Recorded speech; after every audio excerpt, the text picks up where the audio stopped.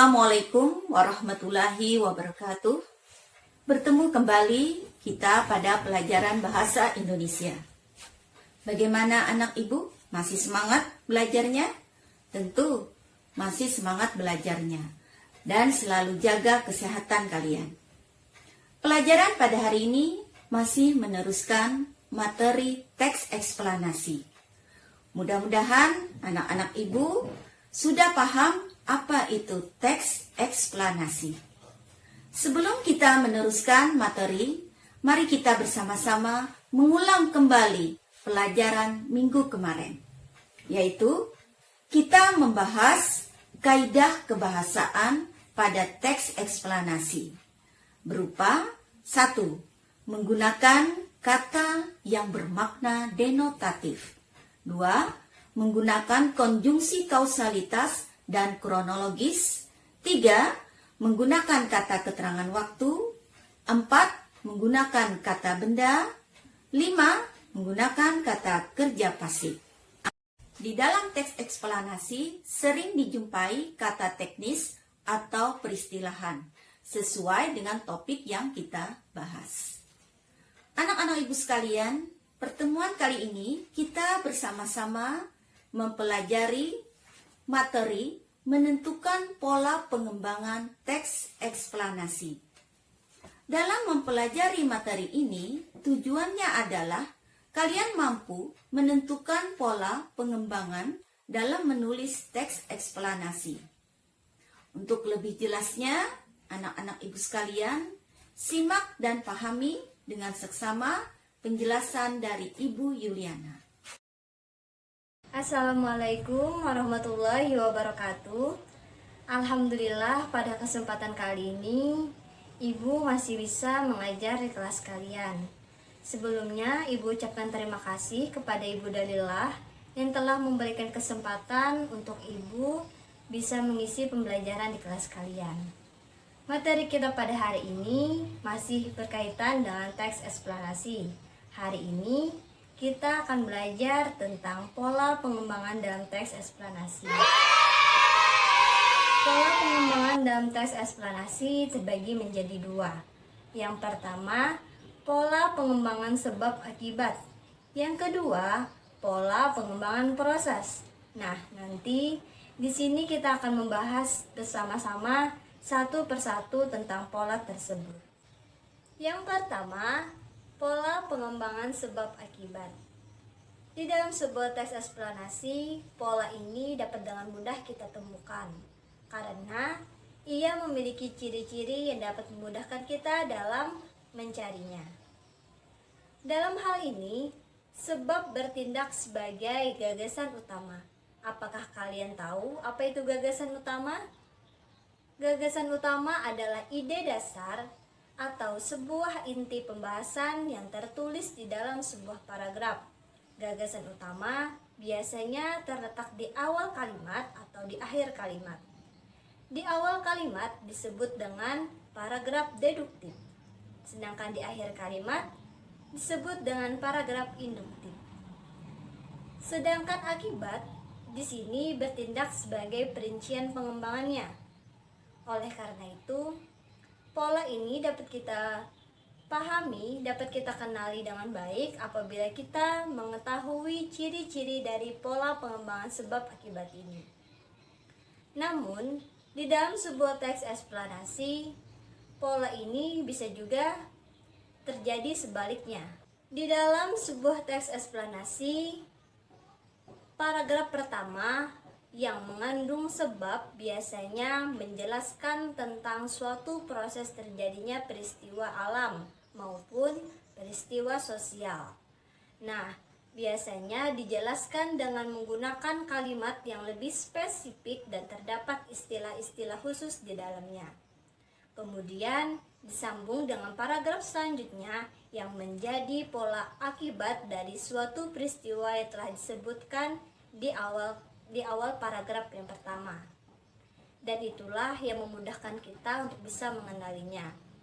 Adapun ciri-ciri dari pola pengembangan sebab akibat ada 4 butir. Yang pertama, menggunakan pola yang bersifat dari umum ke khusus yang biasa disebut dengan deduktif. Ada juga pola yang menggunakan dari khusus ke umum yang biasanya disebut dengan induktif. Deduktif dan induktif sudah Ibu jelaskan sebelumnya bahwasanya deduktif adalah gagasan utama yang berada di awal kalimat, sedangkan induktif adalah gagasan utama yang berada di akhir kalimat. Yang kedua, menggunakan banyak contoh peristiwa khusus dalam pemaparannya. Itu artinya peristiwa yang diangkat memang berkaitan dengan fenomena alam atau fenomena sosial, yang mana biasanya terdapat istilah-istilah khusus di dalamnya. Kita sudah mengenal bahwasanya kaidah kebahasaan di dalam teks eksplanasi memang terdapat penggunaan istilah khusus di dalamnya. Yang ketiga, memiliki gagasan utama yang bisa terletak pada awal kalimat dan akhir kalimat. Yang keempat, antara kalimat yang menjadi sebab dan kalimat yang menjadi akibat memiliki keterkaitan antara satu dengan yang lainnya. Silakan untuk anak-anak Ibu simak dan baca contoh dari pola pengembangan sebab akibat dalam teks eksplanasi berikut ini. Ini adalah salah satu contoh pola pengembangan sebab akibat dalam teks eksplanasi dengan berjudul Gempa Bumi. Dapat kita lihat pada paragraf pertama bahwasannya paragraf ini menjelaskan tentang suatu proses terjadinya gempa bumi secara spesifik. Dapat kita lihat di dalam paragraf ini terdapat kata skala Richter. Skala Richter merupakan istilah khusus di dalam sebuah teks eksplanasi. Sebelumnya kita sudah mengetahui dan mempelajari bagaimana kaidah kebahasaan di dalam teks eksplanasi. Paragraf pertama ini mengandung kalimat utama yang menjadi inti dari pembahasan teks eksplanasi, dan ini adalah pola sebab. Selanjutnya terdapat paragraf yang menjelaskan tentang akibat dari suatu proses terjadinya peristiwa.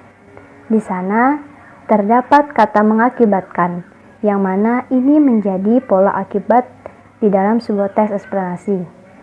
Sehingga paragraf ini menjadi ciri dari pola pengembangan sebab akibat. Yang kedua, pola pengembangan proses.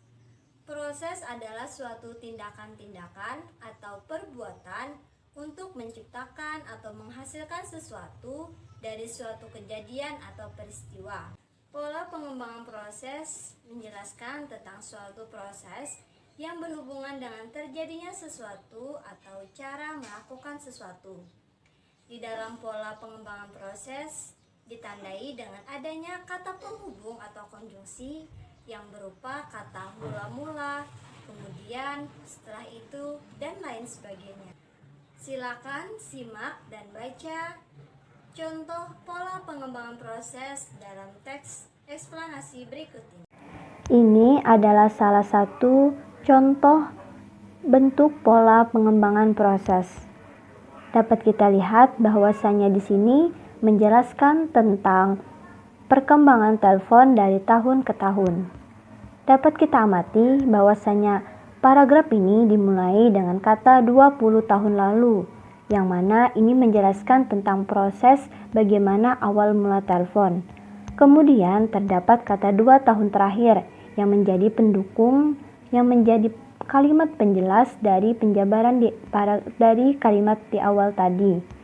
Selain itu, di dalam paragraf ini juga terdapat kata penghubung namun demikian, dan ini menjadi salah satu ciri dari pola pengembangan proses. Sampailah sudah kita di akhir pembelajaran pada hari ini.